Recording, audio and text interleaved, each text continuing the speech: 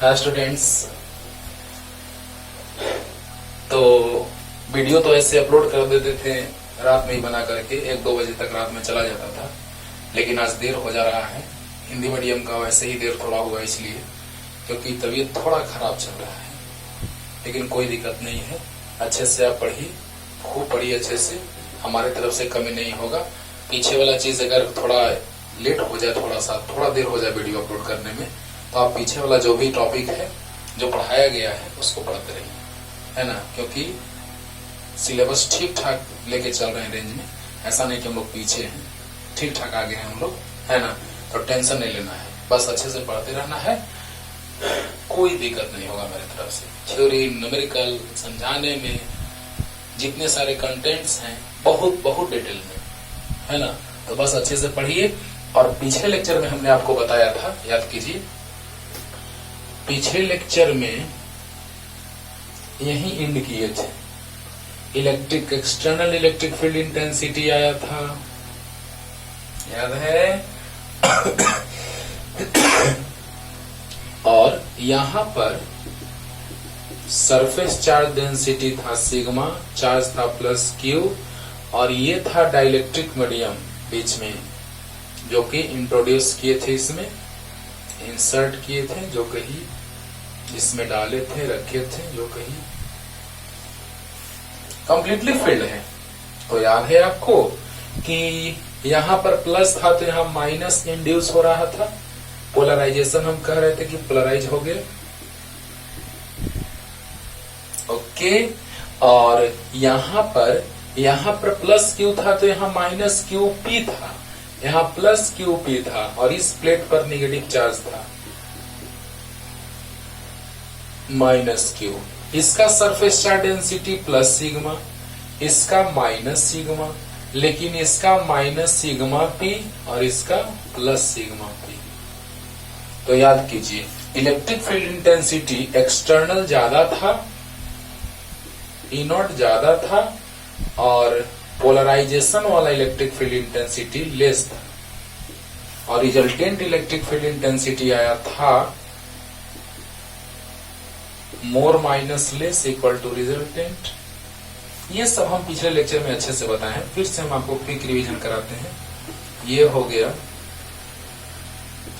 Resultant electric field intensity,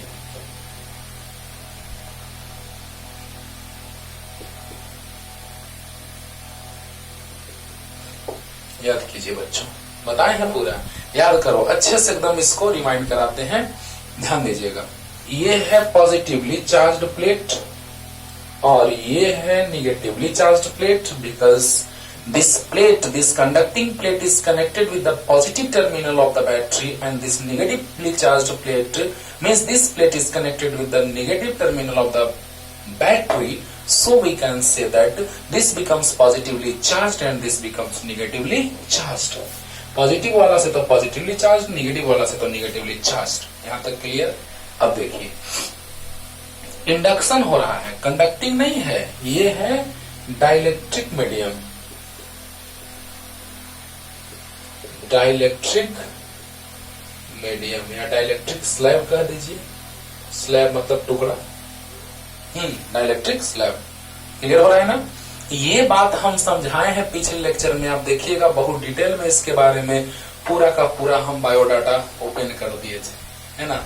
तो याद कीजिए, ये कंडक्टिंग प्लेट है जिसपे प्लस क्यू चार्ज है, ये भी कंडक्टिंग प्लेट है जिसपे माइनस क्यू चार्ज है। यहाँ पे पोलराइजेशन जो हुआ है वो माइनस क्यू पी हुआ है, और यहाँ पे जो पोलराइजेशन हुआ है वो प्लस क्यू पी हुआ है, क्योंकि प्लस के बगल में माइनस और माइनस के बगल में प्लस। और ऐसे भी समझाए थे कि फील्ड के डायरेक्शन में प्लस और फील्ड के अपोजिट डायरेक्शन में माइनस इंड्यूस हुआ था, जिसका हम नाम दिए थे पोलराइजेशन, क्योंकि पोलर फॉर्म में कन्वर्ट हुआ था, डायपोल के फॉर्म में, पे प्लस एक पे माइनस। इसी से पूरा डेफिनेशन आज आपको समझ में आने वाला है। ओके। अब देखिए बच्चों ध्यान से, अगर कंडक्टिंग था, ये कंडक्टर रहता था, तो रिजल्टेंट इलेक्ट्रिक फील्ड इंटेंसिटी अंदर में 0 आता था, लेकिन चूंकि ये इंसुलेटर है, dielectric means insulating material, non conducting material, तो ये जब इंसुलेटिंग रहेगा या डाइलेक्ट्रिक रहेगा बच्चों, तो ये जो चार्ज का पोलराइजेशन कहिए या इंडक्शन कहिए, जो पोलराइजेशन हुआ, यहाँ पे ज्यादा अच्छा वर्ड रहेगा पोलराइजेशन का ना, क्योंकि पोलर फॉर्म में कन्वर्ट हुआ है, तो पोलराइजेशन जो हुआ है तो वहां पर यहाँ जितना चार्ज है वहां इतना ही होगा नहीं, यहाँ पे प्लस क्यू है तो यहाँ माइनस क्यू पी हुआ, क्योंकि उसका मैग्नीट्यूड कम है, लेस है। ये भी समझाए हैं पिछले लेक्चर में, magnitude of Q is greater than magnitude of Q P because this is insulator. अगर यही कंडक्टर रहता तो यहाँ प्लस क्यू तो यहाँ माइनस क्यू। ये सब बातें याद आ रहा होगा, क्योंकि ये इसी से डिफिनेशन पूरा आज हम लोग सीखेंगे, इसीलिए इसको रिकॉल करा रहे हैं आपको। ध्यान से सुनिएगा कि यहाँ प्लस क्यू तो यहाँ माइनस क्यू पी। अगर ये कंडक्टर रहता तो यहाँ माइनस क्यू होता, लेकिन ये डाइलेक्ट्रिक स्लैब है, इंसुलेटर है, इसलिए यहाँ माइनस क्यू पी होगा। तो यहाँ प्लस क्यू पी, लेकिन यहाँ माइनस क्यू पहले से है, यहाँ प्लस यहाँ माइनस। इतना अच्छे से बता दिए पिछले क्लास में, क्लियर होगा। अब याद कीजिए, अंदर में जो इलेक्ट्रिक फील्ड इंटेंसिटी आता था जब डाइलेक्ट्रिक मीडियम नहीं रहता था, तो याद कीजिए सिग्मा बाई एप्सिलॉन नॉट, याद आ गया होगा।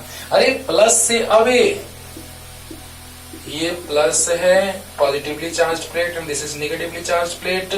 पॉजिटिव से away sigma by 2 epsilon naught, negative के towards sigma by 2 epsilon naught, both are added, then resultant becomes 2 sigma by 2 epsilon naught, it means sigma by epsilon naught. याद करो, अगर ये plus है तो प्लस से away sigma by 2 epsilon naught, minus के towards sigma by 2 epsilon not. आपको ये फॉर्मूला पहले ही चैप्टर में डिराइव करके बताए हैं कि इतना होता है, इसका हिंट हम लेक्चर में दिए है ना। और इसको मतलब बहुत डिटेल में समझा है, शुरू से अपलोड किया जाएगा वीडियो, शुरू से स्टार्टिंग से। कोरोना के प्रभाव के कारण उनको बीच से ही जहां तक क्लास में हुआ तो वहां से वीडियो बना रहे हैं, अपलोड करें यूट्यूब पे, लेकिन स्टार्टिंग से जब वीडियो अपलोड किया जाएगा तो आप देखिएगा कि सच में बहुत डिटेल में आपको बताया गया है ना, बताया जाएगा। तो 2 सिग्मा बाई 2 एप्सिलॉन, प्लस से away sigma by 2 epsilon naught, minus के toward sigma by 2 epsilon naught, add करेंगे तो आ जाएगा सिग्मा बाई एप्सिलॉन नॉट। तो यहाँ पे इसका सरफेस चार्ज डेंसिटी सिग्मा है तो सिग्मा बाई एप्सिलॉन नॉट। और अगर पोलराइजेशन वाला के कारण अगर हम बात करें तो sigma P by epsilon not. अरे इलेक्ट्रिक फील्ड अगर ये मीडियम नहीं था, डाइलेक्ट्रिक मटेरियल, डाइलेक्ट्रिक स्लैब नहीं था, तो अंदर में इलेक्ट्रिक फील्ड इंटेंसिटी था ई। वेक्टर फॉर्म में रिप्रेजेंट कर देते हैं। चलिए, इलेक्ट्रिक फील्ड इंटेंसिटी जब vector quantity whose direction is from positive to negative plate, और यहाँ पे अंदर में पोलराइजेशन हुआ पॉजिटिव टू नेगेटिव, यानी अपोजिट डायरेक्शन में। तो चूंकि पोलराइजेशन हुआ, चूंकि डाइलेक्ट्रिक है, तो इलेक्ट्रिक फील्ड इंटेंसिटी का वैल्यू एक्सटर्नल से लेस होगा, क्योंकि डाइलेक्ट्रिक है। कंडक्टर रहता तो सेम होता, कैंसिल होकर के कंडक्टर के अंदर इलेक्ट्रिक फील्ड इंटेंसिटी 0 होता, याद होगा। अब बताओ बच्चों कि external electric field intensity towards right and polarisation, electric field intensity due to polarisation is towards left, then resultant electric field intensity becomes E naught minus EP. Why? Forward direction में 10 Newton per coulomb और backward direction में 5 Newton per coulomb, तो resultant becomes 10 minus 5 equal to 5 Newton per coulomb, है ना। तो resultant electric field intensity तक पिछले lecture में हम ला चुके हैं। और ये याद कीजिए, सिग्मा बाई एप्सिलॉन नॉट आपको बताए हैं। तो जिस तरह से ये हुआ उसी तरह से पोलराइजेशन लॉ हुए, sigma P by epsilon not. Clear? अरे क्लियर हुआ। अब देखो बच्चों, अब यही से हम लोग डिफिनेशन बनाने जा रहे हैं, और पहला डिफिनेशन स्टार्ट होता है dielectric constant.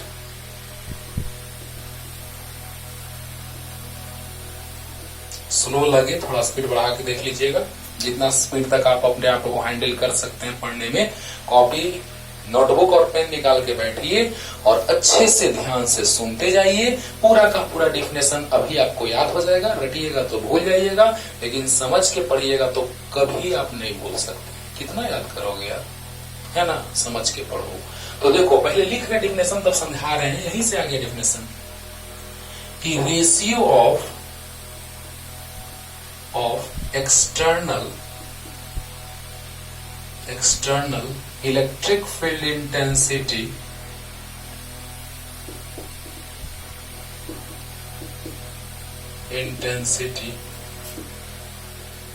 and resultant electric field intensity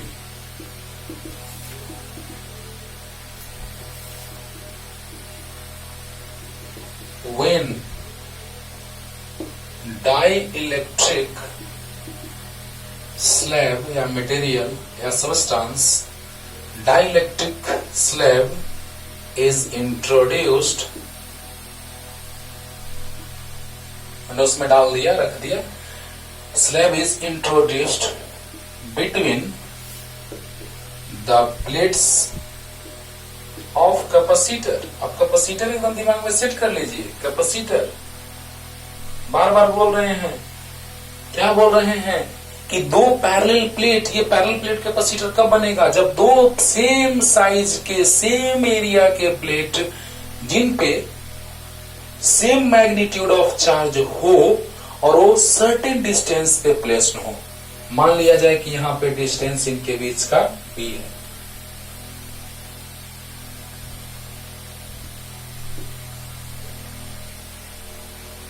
इनके बीच का डिस्टेंस d है ना, और area of plates is a, दोनों प्लेट्स का एरिया a, तो introduced between the plates of capacitor, यही बन गया कैपेसिटर कि दो पैरेलल, पूरा इसका पूरा एकदम ऐसे हम पीछे बताए हैं, सी लाए थे, याद है, इतना लाए थे बच्चों, C equal to epsilon naught A by D, ऐसे तो इसको आगे लाना है हमको, लेकिन ला के दिखाए थे कि जब फ्री स्पेस हो तो C नॉट और जब मीडियम हो तो एप्सिलॉन A बाई डी, याद करो, और देखो एप्सिलॉन की जगह होता था epsilon naught epsilon R A by D, तो याद करो C equal to epsilon naught A by D. अब एप्सिलॉन आर लिखो या K लिखो तो हम लिख सकते हैं C नॉट इंटू K। वाह वाह, क्या बात है, ये बात हम समझाए तो हैं, डिराइव भी करके लाए हैं, लेकिन आगे इसका टाइम आने वाला है, लेकिन इसलिए बताए थे बाबू कि बस हमको समझाना था कि इलेक्ट्रिक फील्ड इंटेंसिटी को डिक्रीज कराना मेरा मेन मोटिव है और कैपेसिटेंस को इंक्रीज कराना मेरा मेन मोटिव है। बोलो बोलो, यानी कहने का मतलब बच्चों कि हम यही चाहते हैं कि जब हम डाइलेक्ट्रिक स्लैब उसमें डाल रहे हैं तो मेरा मेन मोटिव ये है कि प्लेट्स के बीच इलेक्ट्रिक फील्ड इंटेंसिटी डिक्रीज कर जाए, जो किया, और कैपेसिटेंस इंक्रीज कर जाए, किया। देखो कैसे, क्योंकि के का वैल्यू मिनिमम होता है 1 फ्री स्पेस वैक्यूम के लिए, और एयर के लिए उससे थोड़ा ज्यादा, जिसको हम 1 ही कंसीडर करते हैं, और धीरे धीरे जितना इंसुलेटर लाते जाओ उसका वैल्यू बढ़ता जाएगा, और कंडक्टर का इन्फिनिटी होता है, ये भी हम बताए हैं। तो वही रिलेटिव परमिटिविटी को हम के कहते हैं, यही रिलेटिव परमिटिविटी है बाबू, जिसको हम इसी को डाइलेक्ट्रिक कांस्टेंट को ही हम रिलेटिव परमिटिविटी भी कहते हैं, यही एप्सिलॉन आर इक्वल टू के है। डाइलेक्ट्रिक कांस्टेंट के कहो या इसी को यहां लिख देते हैं रिलेटिव परमिटिविटी भी कहते हैं। अभी नीचे लिखेंगे, देखो ना, ध्यान से सिर्फ सुनिए, पूरा का पूरा डेफिनेशन एकदम पानी पानी कर देते हैं। तो ये हम ला दिए थे शॉर्ट में, जिसको हमको आगे पढ़ना है कि C naught equal to epsilon naught A by D और C equal to epsilon A by D. जब फ्री स्पेस है तो एप्सिलॉन नॉट, कोई मीडियम आ गया तो एप्सिलॉन। तो बताइए epsilon equal to epsilon naught epsilon R होता है, बताए हैं, डिफाइन किए थे फर्स्ट चैप्टर में भी और यहाँ भी डिफाइन किए थे पीछे। लेकिन लेक्चर अगर रेगुलर आप सुन रहे होंगे, पढ़ रहे होंगे, तो आप देखे होंगे कि इसको हम डिफाइन किए थे कि relative permittivity is defined as the ratio of permittivity of medium and permittivity of free space, है ना। तो बताइए कि यहां से epsilon R, epsilon equal to epsilon naught epsilon R A by D. अब देखिए epsilon naught A by D को साइड में लिख दिए और एप्सिलॉन आर को के कह सकते हैं, कह दिए। तो इसको हम लिखते हैं सी नॉट इंटू के, यानी सी इक्वल टू सी नॉट के। अब के का वैल्यू एक या एक से ज्यादा, तो बताइए अगर एक से ज्यादा होगा 2 होगा, तो कैपेसिटेंस डबल हो जाएगा। बोलो, अरे एक से कंपटीशन का क्वेश्चन इन सभी फॉर्मूले पर बनते हैं। अब सोचो बच्चों, बहुत सारे फॉर्मूला हम लिखेंगे जो तुमको समझा करके एक जगह लिखेंगे, जिससे पूरा का पूरा क्वेश्चन आप अगर 5 मार्क्स का रहेगा तो डिटेल में बनाएंगे, और अगर यही कंपटीशन में अगर ऑब्जेक्टिव में आ जाएगा तो डायरेक्ट एकदम 10 सेकंड के अंदर आप सोल्व कर लेंगे। ठीक है ना? तो देखा जाए, ध्यान दीजिएगा, बस तुरंत पुट करो, आंसर आ गया, 10 सेकंड भी नहीं लगेगा। तो देखो, ध्यान से सुनना मेरा बात बच्चों, ध्यान से। ये इलेक्ट्रिक फील्ड इंटेंसिटी जब ये स्लैब नहीं था, तब स्लैब आ गया तो उसके अंदर इलेक्ट्रिक फील्ड इंटेंसिटी पोलराइजेशन के कारण कितना, तो सिग्मा पी बाई एप्सिलॉन। तो रिजल्टेंट इलेक्ट्रिक फील्ड इंटेंसिटी कितना, तो ई नॉट माइनस ईपी। यहां तक क्लियर है? सी के बारे में भी समझा चुके हैं। अब देखिए, यही कैपेसिटर है जो दो सेम एरिया के प्लेट्स हैं, जो डी डिस्टेंस पे कुछ डिस्टेंस पे हैं, और दोनों पे चार्ज सेम है, दोनों का एरिया सेम है, वही है पैरेलल प्लेट कैपेसिटर। तो देखिए, ratio of external electric field intensity and resultant electric field intensity when dielectric slab is introduced between the plates of capacitor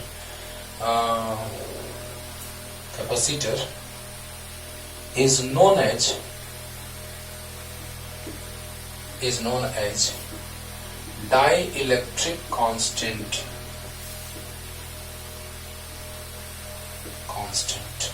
जो कि K है, K से रिप्रेजेंट करते हैं। It is also known as relative permittivity. It is also known as relative permittivity. हो गया, बस एक लाइन में क्लियर कि K इक्वल टू हो गया बच्चों external electric field divided by resultant electric field. अरे वाह वाह वाह सर, ध्यान दो बच्चों, एकदम एक लाइन में क्लियर हो जाएगा आपको। अब आप यहां से देखिए तो कि ये जो वैल्यू है, हाँ मान लो कि ये एक्सटर्नल 10 है, और एक्सटर्नल 10 माइनस इंड्यूस्ड 4 तो 6, तो 10/6 एक से ज्यादा आया कि नहीं आया? आया कि नहीं आया?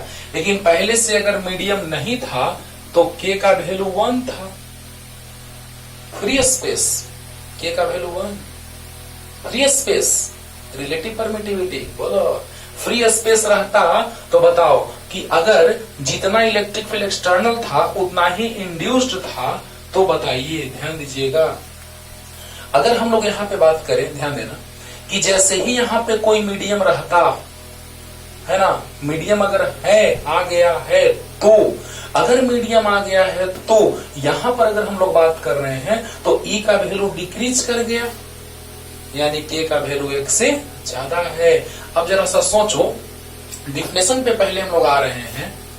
देखो ध्यान दो बच्चों कि dielectric constant K, ratio of external electric field intensity, external electric field intensity and resultant electric field intensity when dielectric slab, क्योंकि जब तक डाइलेक्ट्रिक स्लैब नहीं इंट्रोड्यूस करेंगे तब तक रिजल्टेंट का बात ही नहीं आएगा।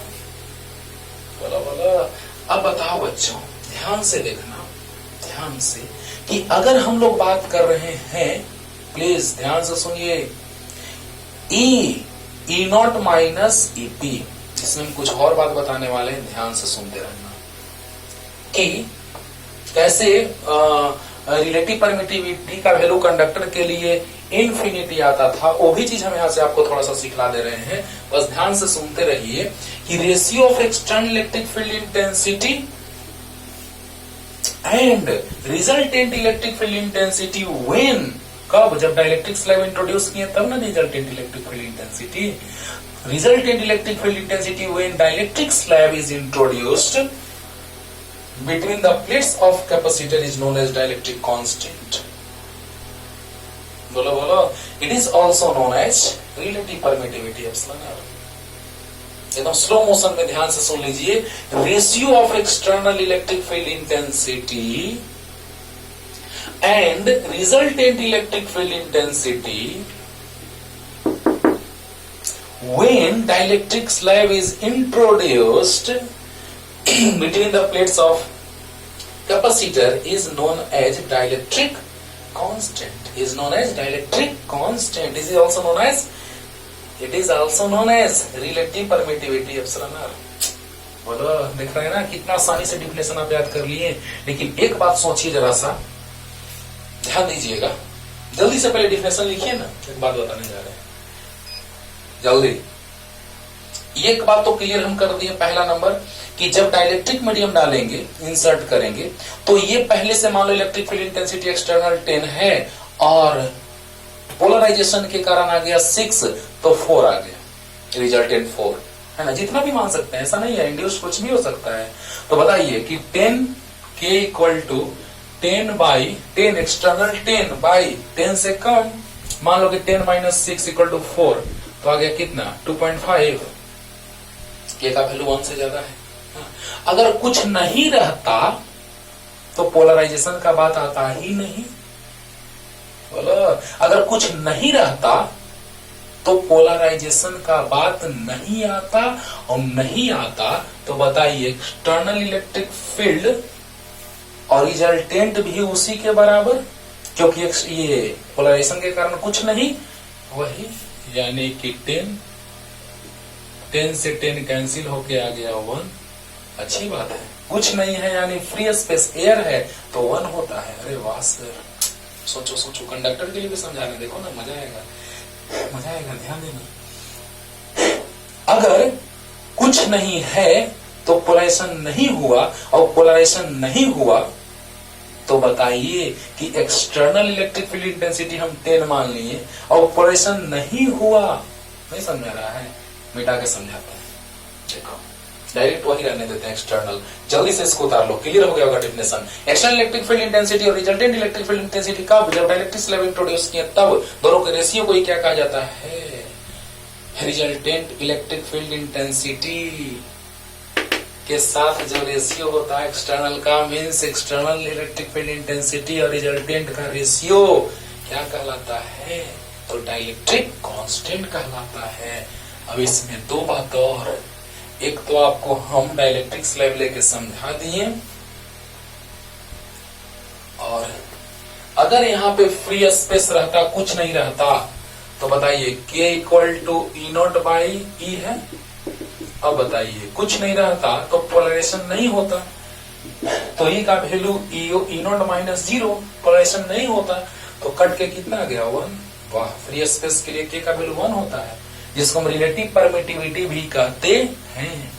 और देखिए, अगर कंडक्टर आ जाए तो याद कीजिए k इक्वल टू E0/E, और बताइए कंडक्टर के अंदर याद है रिजल्टेंट इलेक्ट्रिक फील्ड इंटेंसिटी 0 आता था। जितना आगे उतना ही पीछे, तो घट करके माइनस होकर के 0 आ जाएगा। जितना आगे उतना ही पीछे, तो रिजल्टेंट बिकम 0। तो बताइए E0/0 कंडक्टर आता था, तो बताइए something divided by 0 equal to infinity, और यही न के है जो रिलेटिव परमिटिविटी है। याद कीजिए, तो कंडक्टर का रिलेटिव परमिटिविटी इंफिनिटी होता है कि नहीं होता है। एकदम आराम से पढ़ो बाबू, बस ध्यान से समझते रहो, मजा आएगा, सब चीज समझा देंगे अच्छे से, है ना। अगर कंडक्टर रखते थे बीच में, तो याद कीजिए कंडक्टर के अंदर इलेक्ट्रिक फील्ड इंटेंसिटी 0 होता है कि नहीं होता है, और कंडक्टर का रिलेटिव परमिटिविटी कितना होता है, इंफिनिटी। तो कैसे, तो बताइए कि E0/E resultant electric field intensity inside the conductor is 0. Why? Because external electric field is equal to induced electric field. So when we subtract the induced from external, then it becomes 0. तो E equal to 0, जैसे ही 0 रखे तो something by 0 infinity, तो वहां से आ गया relative permittivity conductor के लिए कितना, इंफिनिटी। क्लियर। अब देखो काम देगा, इसको साइड में रखना है विभाग, इसको k इक्वल टू E0/E, है ना। बस देखो पूरा का पूरा डिफिनेशन से एक रिलेशन आने जाएगा लास्ट में, डाइलेक्ट्रिक कांस्टेंट और इलेक्ट्रिक ससेप्टिबिलिटी के बीच एक रिलेशन आएगा, वो भी दिखलाएंगे। पहले आते हैं हम लोग पोलराइजेशन पे। Next one is polarization, POLARI, SATION या ZATION, S से भी Z से भी, दोनों तरह से लिखा जाता है। अब देखिए पहले तो हम थियोरेटिकल फॉर्मेट में डिफिनेशन का बात कर रहे हैं। पोलराइजेशन क्या है? पोल में कन्वर्ट होना ही पोलराइजेशन है, मींस पोल में कन्वर्ट होने के फेनोमेनन को ही पोलराइजेशन कहते हैं। लेकिन पहले वो डिफिनेशन, फिर मैथमेटिकल फॉर्मेट लाने के लिए एक और डिफिनेशन बताएंगे। तो पहले थियोरेटिकल फॉर्मेट में डिफिनेशन पहले लिख रहे हैं, तब समझाते हैं कि when dielectric medium is introduced in an external, वही आप चाहे तो प्लेट के कैपेसिटर के प्लेट के बीच रखिए या फिर एक्सटर्नल इलेक्ट्रिक फील्ड में रखिए, बात बराबर है। क्योंकि यहां भी प्लेट के बीच इसको हम इंट्रोड्यूस किए स्लैब को, तो एक्सटर्नल इलेक्ट्रिक फील्ड में ही ना इंट्रोड्यूस किए उसको। तो चाहे तो आप ऐसे लिखिए, प्लेट्स के कैपेसिटर के प्लेट्स के बीच लिखिए या एक्सटर्नल इलेक्ट्रिक फील्ड में लिखिए, बात बराबर है ना। तो when dielectric medium is introduced in an external electric field, then positive charge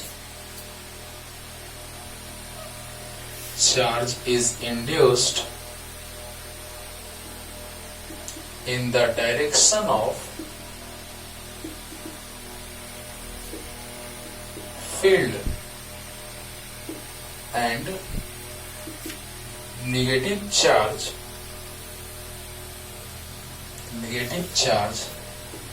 is induced in opposite direction of external electric field. External electric field on it is basically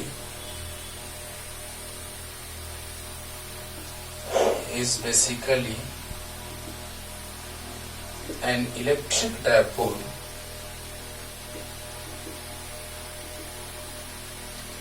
and this phenomenon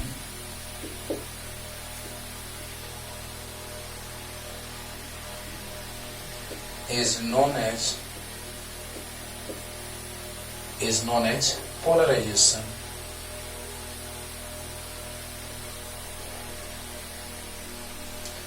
एकदम easy है, कुछ नहीं लग रहा होगा कि बड़ा सा डिफिनेशन लिखा हुआ है, लेकिन कुछ नहीं।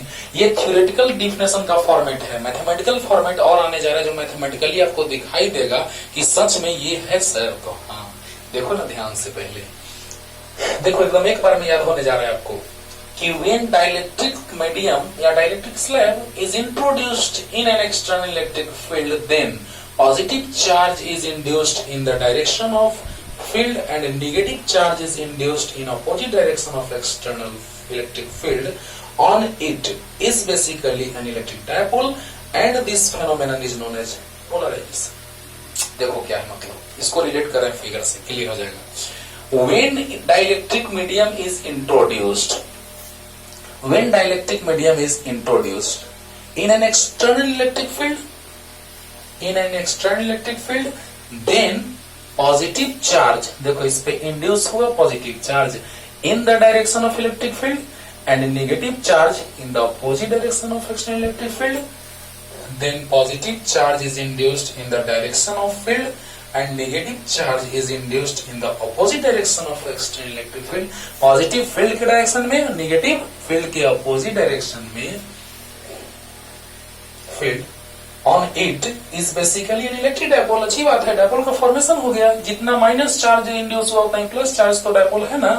अरे जितना प्लस चार्ज उतना माइनस चार्ज कुछ डिस्टेंस पे होता है है ना, वही तो है डायपोल, और उसी के प्रोडक्ट को ही तो कहते हैं इलेक्ट्रिक डायपोल मोमेंट। किसी एक चार्ज के magnitude of any one charge and distance between both charges, product of magnitude of any one charge and distance between both charges is known as electric dipole moment, है ना। अभी use में आएगा तुरंत अगले डिफिनेशन में।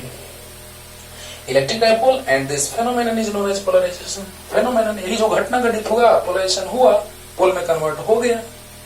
बोला बोला तो एकदम इजी है, एकदम इजी है, ध्यान से समझिए और तुरंत याद हो जाएगा कि ये जो हम लिखे हैं उसका मतलब हम यहां से समझा दे रहे हैं। Even dielectric medium is present in an external electric field, then positive charge induced on it in the direction of external electric field and negative in opposite direction. This is basically electric dipole and this phenomenon is known as यही घटना जो है is known as polarization। यार हो गया होगा। लेकिन ये है थियोरेटिकल डिफिनेशन। मैथमेटिकल फॉर्म में लाने के लिए डिफिनेशन हम एक और फॉर्मेट लेके चल रहे हैं। हो गया जल्दी। इसी पोलराइजेशन को दूसरे बुक जो है, बहुत सारे बुक्स इसको कहते हैं पोलराइजेशन डेंसिटी, लेकिन एनसीईआरटी के अकॉर्डिंग ये कहलाता है पोलराइजेशन, है ना। इसी को कह देता है, जब हम डिफाइन करने जा रहे हैं, बहुत सारे बुक इसको लिखते हैं, बहुत अच्छे स्टैंडर्ड बुक लिखते हैं इसको, है ना। पोलराइजेशन डेंसिटी हमको भी सर जिस स्टाइल में बताए थे वैसे ही हम आपको बतलाने जा रहे हैं। ध्यान से सुनिएगा कि एनसीईआरटी के अकॉर्डिंग पोलराइजेशन इसको कहा जाता है ना। और अनदर बुक बहुत सारे हैं जो पोलराइजेशन डेंसिटी इसको कहते हैं। लेकिन अगर एग्जाम में आ जाएगा पोलराइजेशन लिखने के लिए, तो अभी लिखने जा रहे हो लिखिएगा, और पोलराइजेशन डेंसिटी भी अगर आ गया तो समझना कि पोलराइजेशन के बारे में ही कह रहा है। ओके, टेंशन नहीं लेना है, बस मैग्नीट्यूड को, पोलराइजेशन जो होता है उसके मैग्नीट्यूड को ही पोलराइजेशन डेंसिटी कहा जाता है ना। यानी डायरेक्ट अगर पोलराइजेशन आया एग्जाम में तो लिखना जैसे लिख रहे हैं वैसे, या पोलराइजेशन डेंसिटी आया तो भी समझ जाना कि उसी के बारे में कह रहे हैं सर, बस उसके मैग्नीट्यूड को ही पोलराइजेशन डेंसिटी कहा जाता है। बोलो हाँ, तो देखा जाए, ध्यान दीजिए बच्चों, तुरंत याद हो जाएगा। व्हेन, वही स्टाइल में एकदम कि dielectric medium is present in an external electric field, when dielectric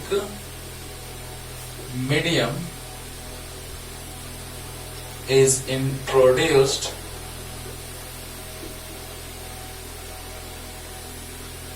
in an external electric field, then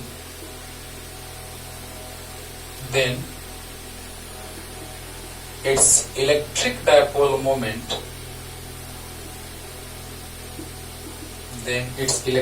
dipole moment per unit volume is known as polarization।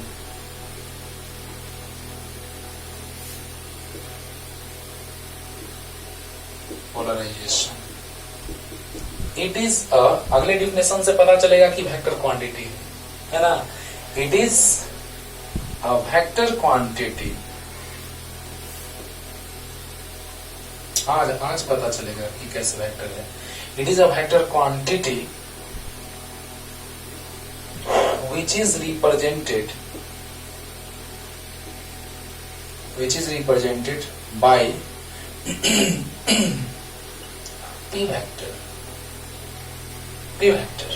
अब देखिए डिफिनेशन एकदम इजी, तुरंत याद हो जाएगा। ध्यान से सुनना, रट के याद करोगे भूल जाओगे, समझ के याद करोगे हमेशा के लिए याद रहेगा। बस सुनते जाइए मेरा बात, क्या हम कर रहे हैं कि when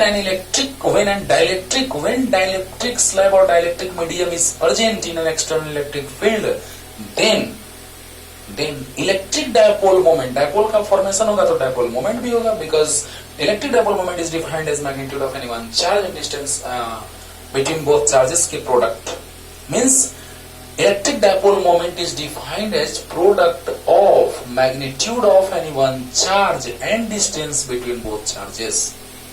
बोलिए बोलिए, तो बताइए बच्चों डिफिनेशन क्या बन गया, एक लाइन में समझिएगा कि electric dipole moment per unit volume जो होता है उसी को हम कहते हैं क्या, बोलो बोलो, पोलराइजेशन। और इसी के मैग्नीट्यूड को पोलराइजेशन डेंसिटी कहा जाता है।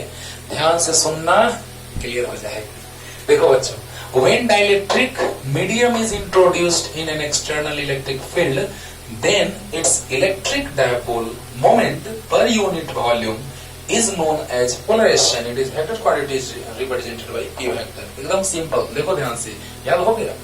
ध्यान से देखो कि when dielectric medium is present in an external electric field, then its electric dipole moment per unit volume, electric dipole moment per unit volume is known as polarization, and its magnitude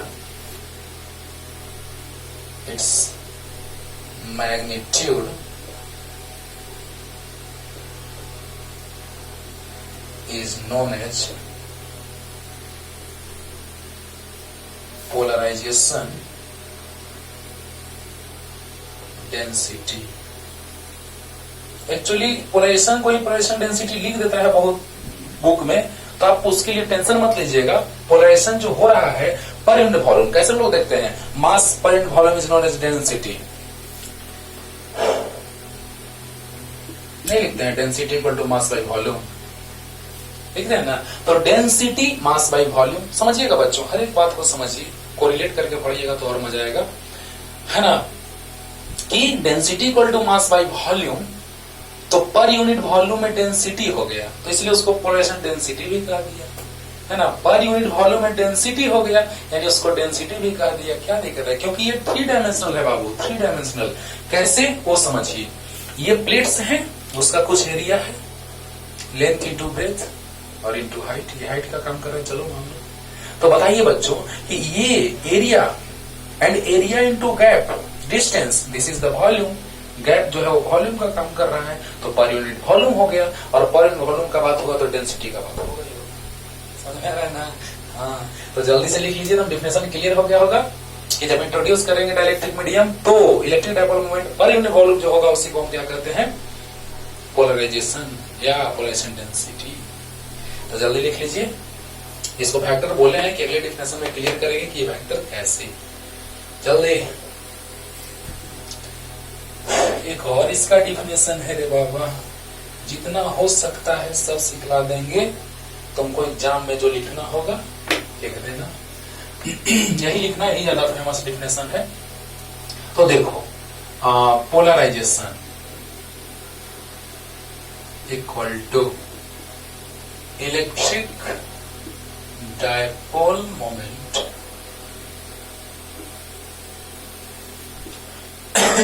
divided by volume. तो polarization P हो गया, electric dipole moment magnitude of any one charge, polarization हो गया, हो रहा है, तो polarisation वाला चार्ज कितना है, किसी एक चार्ज के मैग्नीट्यूड और बीच के डिस्टेंस। तो बोलिए दोनों चार्जेस के बीच के डिस्टेंस जो है वो D है, by volume area into length. तो बताइए प्लेट्स का एरिया A है और डिस्टेंस D है, तो वॉल्यूम हो गया।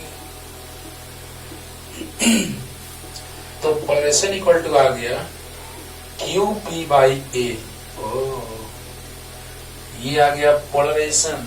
अब याद कीजिए, इनको पहचानते होंगे अच्छे से, sigma equal to Q by A, तो सिग्मा P हो जाएगा QP बाई A, एकदम होगा सर। तो बताइए P इक्वल टू लिख सकते हैं सिग्मा P। मैग्नीट्यूड जो होगा वो पोलराइजेशन के कारण जो सरफेस चार्ज डेंसिटी आया, surface charge density of polarization, surface charge density of polarization. बोलिए बोलिए, लिख दें, surface charge density of polarization, यानी मैग्नीट्यूड जो होगा पोलराइजेशन का वो है किसके इक्वल, तो surface charge density of polarization के इक्वल।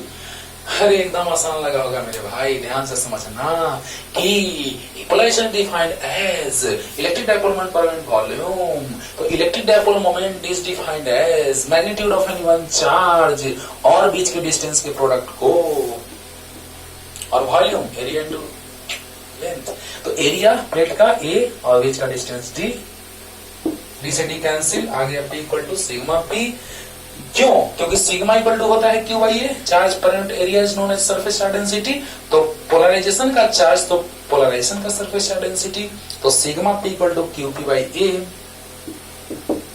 क्लियर? और ये भी काम देगा अभी आगे, इसको भी साइड में लिख लेते हैं बच्चों, P equal to sigma P। वाह रे वाह। तो पहले जल्दी से अब देखो यहां से एक और डिफिनेशन बन गया कि polarisation, charge of polarisation per unit area is known as polarisation, या charge per unit area is known as polarisation. यानी वहां पे आया था electric dipole moment per unit volume is known as polarisation, और यहाँ charge per unit area is known as polarisation. अरे वाह रे वाह, अरे वाह, ये भी डिफिनेशन एकदम सही है, 100%, कोई गलत नहीं काट सकता है। क्लियर? तो पहले यहां तक आइए, एकदम मजा आ रहा होगा, समझ में सब आ रहा होगा अच्छे से, एकदम स्लो मोशन में चल रहे हैं बाबू, तबीयत थोड़ा खराब है इसलिए। और आपको अगर स्पीड कम लगे तो बढ़ा लीजिएगा, मिला दे। अब देखो दोस्तों, ध्यान देना, यहां से P इक्वल टू आ गया इतना। अब चलो यहां से थोड़ा सा हम लेके चलते हैं इसको, E equal to E naught minus E P, इतना हम लोग जानते हैं, लिख देंगे डायरेक्ट, वी नो दैट। देखो डिफिनेशन भी सीख रहे हैं और नया नया डेरिवेशन भी सीख रहे हैं। अब ईपी इक्वल टू होता है, सब समझा चुके हैं स्टार्टिंग में, EP sigma P by epsilon not, और सिग्मा पी को पी लिख सकते हैं, इसको मान लीजिए इक्वेशन फर्स्ट। तो कहीं साइड में भी इसको लिखना पड़ेगा क्योंकि आगे काम देगा। वारे वाह वाह सर, कैसे कैसे कोरिलेट कर रहे हैं सर, अरे एकदम आसान लग रहा होगा यार। E P equal to sigma P by epsilon समझा चुके हैं, P equal to sigma P अभी लाए हैं। तो बताइए कि यहां से ये पहले से पता है तुमको, E equal to E naught minus E P रख दिए, ईपी का value sigma P by epsilon naught, यहां से रे बाबा, और सिग्मा पी के जगह पे पी रख सकते हैं रे बाबा। क्लियर? तो ये इक्वेशन रखते हैं साइड में क्योंकि ये भी आगे काम देने वाला है।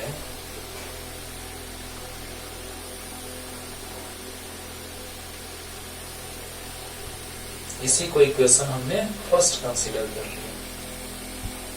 This is all about the equation first. हो गया होगा, एकदम समझ में आया होगा। अब देखो, अब हम आते हैं नेक्स्ट डिफिनेशन पे, जिससे ये भी पता चलेगा कि पोलराइजेशन जो है वो वेक्टर क्वांटिटी है, और वो है next heading, electric susceptibility.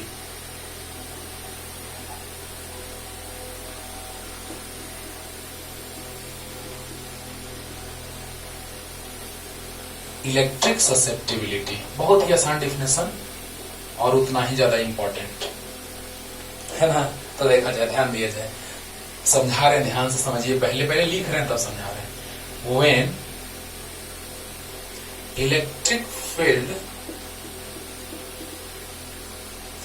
Is not very large, then सब समझाएंगे कारण, then polarization P is directly proportional to resultant, यही ना resultant electric field intensity, resultant electric field intensity. When electric field is not very large, then polarization, सब समझा रहे हैं, पूरा याद हो जाएगा, अभी तक समझाते हैं, जितना भी डिफिनेशन लिख रहे हैं, थोड़ा टाइम लगे तो लगे, लेकिन जो भी डिफिनेशन लिखते आ रहे हैं, डेरिवेशन करते जा रहे हैं, सब सिखा रहे हैं आपको। तो when electric field is not very large, then polarization P is directly proportional to resultant electric field intensity, and we get a constant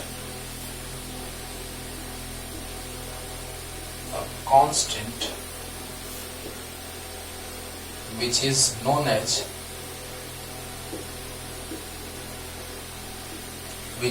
as electric susceptibility.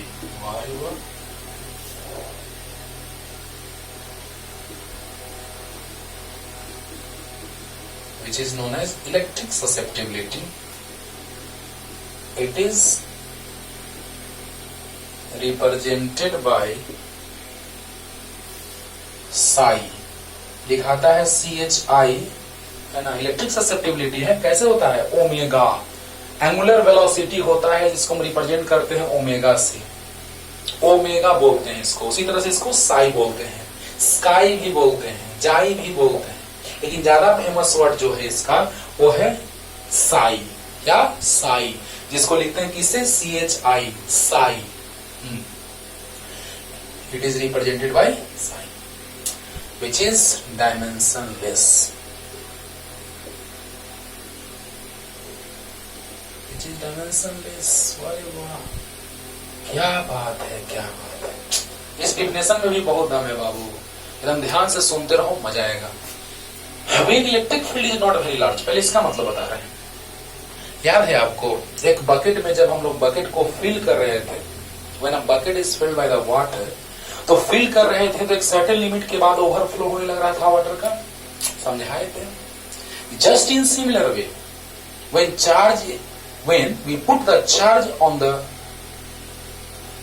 surface of any substance, then what happens? वो एक certain limit तक उस पे जाएगा, उसके बाद discharging capability आ जाएगी। याद करो, तो एक सर्टेन लिमिट से ज्यादा नहीं होना चाहिए, यानी एक सर्टेन लिमिट तक होना चाहिए। इसीलिए हम लिख दिए कि when electric field is not very large, ये बात पे गौर करना, इलेक्ट्रिक फील्ड बहुत ज्यादा नहीं होना चाहिए क्योंकि डिस्चार्जिंग कैपेबिलिटी आ जाता है, आयनाइजेशन होने लगता है सराउंडिंग के साथ। इसीलिए हम लोग बात कर रहे हैं कि when electric field is not very large, then polarization is directly proportional to resultant electric field intensity, ये लिख देते हैं, क्योंकि रिजल्टेंट इलेक्ट्रिक फील्ड इंटेंसिटी यही ना है। तो देखिए बच्चों, याद रखना है, क्यों कारण इसका बता दिए कि when electric field is not very large, then polarization is directly proportional to resultant electric field intensity, and we get a constant which is known as electric susceptibility। यानी कि इलेक्ट्रिक डायपोल मोमेंट, पोलराइजेशन का बात जब हम लोग करते हैं, जब इलेक्ट्रिक फील्ड बहुत ज्यादा ना हो, इलेक्ट्रिक फील्ड एक सर्टेन लिमिट तक हो, इलेक्ट्रिक फील्ड जब सर्टेन लिमिट तक हो, तो पोलराइजेशन जो होता है वो रिजल्टेंट इलेक्ट्रिक फील्ड इंटेंसिटी के डायरेक्टली प्रोपोर्शनल होता है, और वहां से जो एक कांस्टेंट मिलता है उसी को हम कहते हैं इलेक्ट्रिक ससेप्टिबिलिटी। फिर से लास्ट रिपीटेशन, स्लो मोशन, जब बहुत ज्यादा इलेक्ट्रिक फील्ड ना हो तो पोलराइजेशन जो होता है वो रिजल्टेंट इलेक्ट्रिक फील्ड इंटेंसिटी के प्रोपोर्शनल होता है, वहां से जो कांस्टेंट आता है उसी को हम कहते हैं electric susceptibility, which is represented by Sai, which is dimensionless. कैसे, अब आते हैं इसके पूरे हिस्ट्री पे, है ना। एक बहुत ही इंटरेस्टिंग चीज है जो बताने जा रहे हैं, जल्दी करो, इतना लिख लो बच्चों, देखो तो जरा, तो समझो तो जरा। देखो बाबू, यानी यहां से जो P आया वो प्रोपोर्शनल आया E का, अकॉर्डिंग टू एनसीईआरटी पहले हम लिखने जा रहे हैं साई E इंटू E, लेकिन इस साई E का मतलब क्या है वो भी समझाने जा रहे हैं, क्योंकि एनसीईआरटी के अकॉर्डिंग ऐसे लिखा हुआ है ना, जिससे आपको पूरा का पूरा कॉन्सेप्ट क्लियर नहीं होगा। इस बात से पूरा कॉन्सेप्ट क्लियर नहीं होगा, यहां बता रहे हैं उससे पूरा का पूरा क्लियर होगा, है ना। तो P equal to psi E into E, यानी क्या प्रोपोर्शनलिटी हटाते हैं तो कांस्टेंट आता है, बहुत अच्छी बात है, लेकिन ये लिखना गलत है। साई ई लिखे हैं वहां अलग चीज है, ये गलत नहीं है, साई ई नहीं गलत है, एनसीईआरटी में लिखा है वो गलत नहीं है मेरे भाई।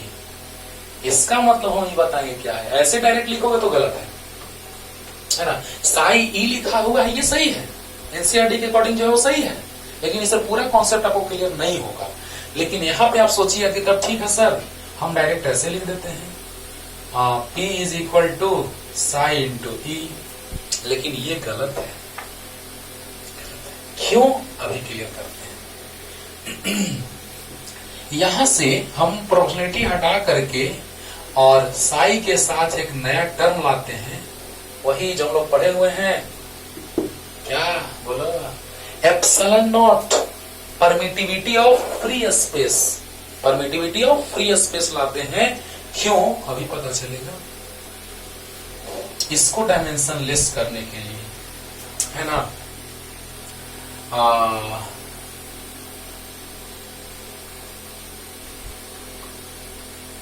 ये मल्टीप्लाई इसलिए किया गया है, ये Sai is multiplied by epsilon not because for the formation of it which is dimensionless, means we can say that we multiply the electric susceptibility psi, we multiply electric susceptibility psi with epsilon naught to make the psi dimensionless, है ना। तो इसको dimensionless करने के लिए हम एक नए टर्म से मल्टीप्लाई किए, वो टर्म क्या है, वो टर्म है एप्सिलॉन नॉट। क्यों ऐसा, सो देखो एकदम दिमाग में सेट कर लो, लॉक कर लो कि इसको डायमेंशनलेस करने के लिए इसको साई को डायमेंशनलेस करने के लिए हमने उसमें किससे मल्टीप्लाई किया, एप्सिलॉन नॉट से मल्टीप्लाई किया। दिमाग में सेट कर लो कि साई डायरेक्ट नहीं आएगा, साई ई नहीं, साई में ये एप्सिलॉन नॉट से मल्टीप्लाई इसलिए होगा because this becomes dimension less, ये डायमेंशन लेस होता है। अब बताओ वेक्टर फॉर्म अगर लिखें, देखो अभी हम तुरंत बोले थे कि अगले डिफिनेशन से हम बोलेंगे, बताएंगे कि ये वेक्टर क्वांटिटी है, तो P vector equal to psi epsilon naught E vector, both are constant but this is dimensionless constant and this is dimensional constant। इसका डायमेंशन होता है लेकिन इसका डायमेंशन नहीं होता है, अभी दिखाते हैं कैसे, ध्यान से। psi is multiplied by epsilon naught to make the psi dimensionless, to make the psi dimensionless। ये dimensionless इसको करने के लिए हमने उसमें एप्सिलॉन से मल्टीप्लाई किया। क्यों, अब देखो, मान लो नहीं करते मल्टीप्लाई तो डायरेक्ट एक कांस्टेंट आता है, प्रोपोर्शनलिटी हटाते हैं वो कांस्टेंट आता है, ये हम लोग पहले से जानते हैं कि प्रोपोर्शनलिटी हटाते हैं और कांस्टेंट आता है।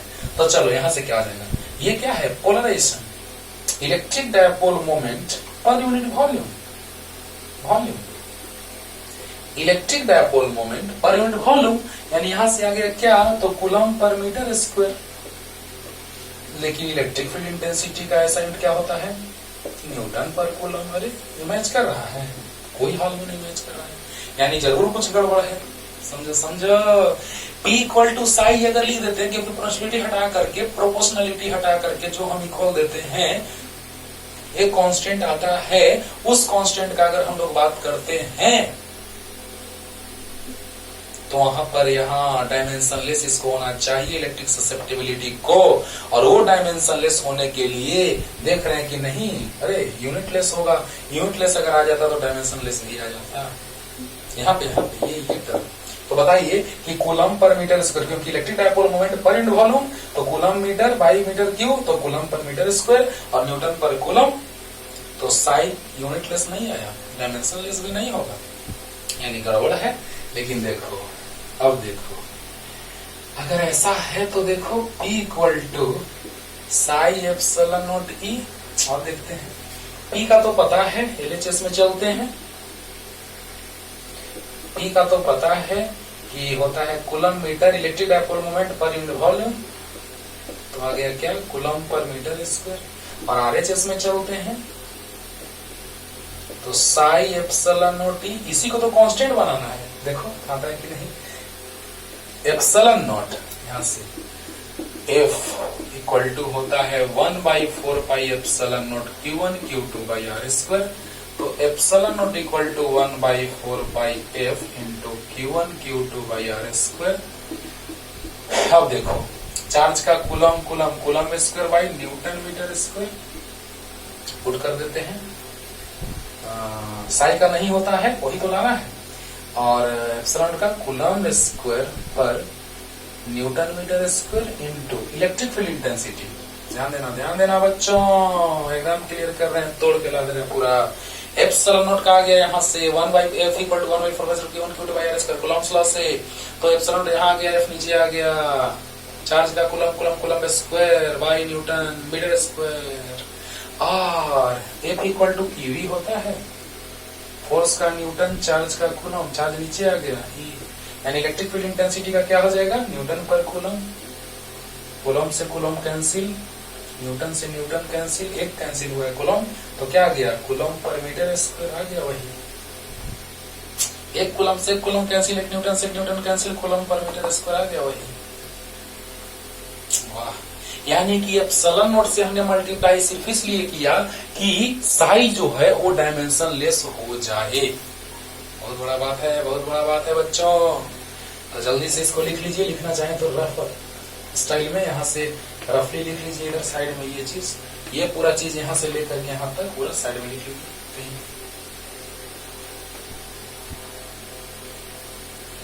अब देखो टुकड़ों,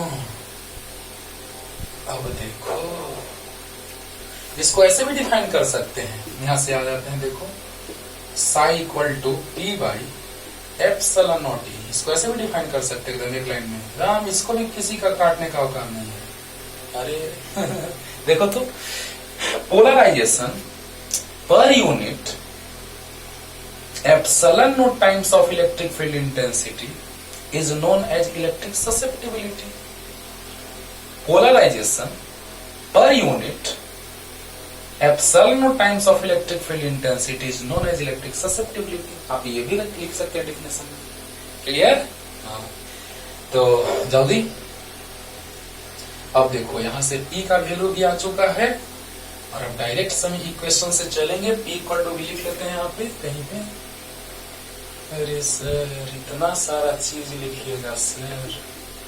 P equal to psi epsilon naught E, क्यों नहीं लिखेंगे सर, अच्छे से न सीखना है सर। अब देखो रिजल्टेंट इलेक्ट्रिक फील्ड इंटेंसिटी मतलब इसके प्रोपोर्शनल था।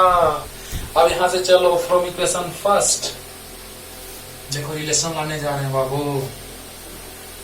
From equation first what happens, देखो तो इक्वल टू है E naught minus P by epsilon naught.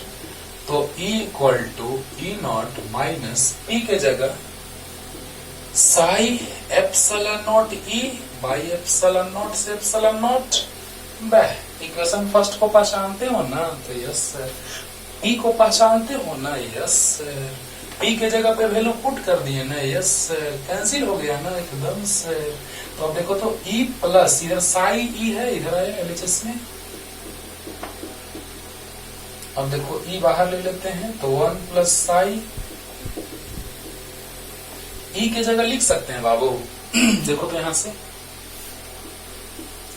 E के जगह लिख सकते हैं equal to E naught by K. एकदम सर क्या बात कर रहे हैं, इसे भी सीख लाइएगा सर। ये तो कह देते तो हम समझ जाते हैं। तो E इधर आया तो E नॉट बाई के। तो देखिए E के जगह लिख सकते हैं E नॉट बाई के। तो E नॉट से E नॉट कैंसिल, तो आ गया के वन जा के, यहाँ पे वन वन बार में कैंसिल, तो के वन जा के, तो के इक्वल टू आ गया 1 प्लस साई, के इक्वल टू आ गया 1 plus Sai. This is the relation between, पहले समझ लीजिए p का वैल्यू रख दिए, नो टेंशन, p का वैल्यू रख दिए, एप्सिलॉन से एप्सिलॉन कैंसिल हो गया, तो ये आया LHS में, e बाहर आ गया, e के जगह पे हमने रख दिया naught by k, no tension, k से 1 मल्टीप्लाई हुआ, k equal to 1 plus psi, clear हो गया होगा। तो इसमें लिख देते हैं, थोड़ा सा लिख देते हैं रे बाबा, जल्दी लिख लो, डायरेक्ट ऑब्जेक्टिव में आता है क्वेश्चन बाबू इसमें। तो देखो लिख देते हैं कि यहाँ पे k है और 1 प्लस साई है, तो k जो है वो डाइलेक्ट्रिक कांस्टेंट है, और ये जो है वो है electric susceptibility.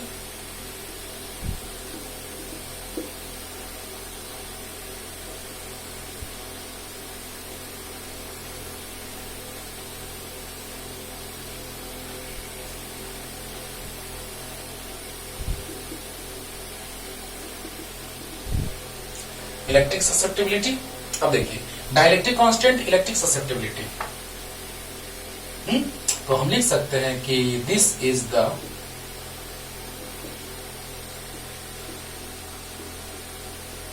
Relation between dielectric constant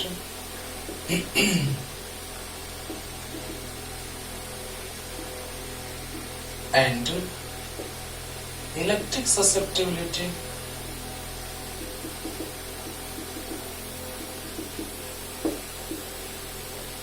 एकदम अच्छे से पढ़ते रहिए, और ये डिफिनेशन यहाँ तक हमने आपको क्लियर कर दिया। तो आगे लेक्चर में आगे का चीज हम लेकर के आते हैं, कैपेसिटेंस, कैपेसिटर का पूरा है ना एलोंगेशन होगा, पूरा डिटेल कॉन्सेप्ट चलेगा उसका, है ना। तो तब तक के लिए उतार लीजिए, और तब तक के लिए टाटा बाय बाय।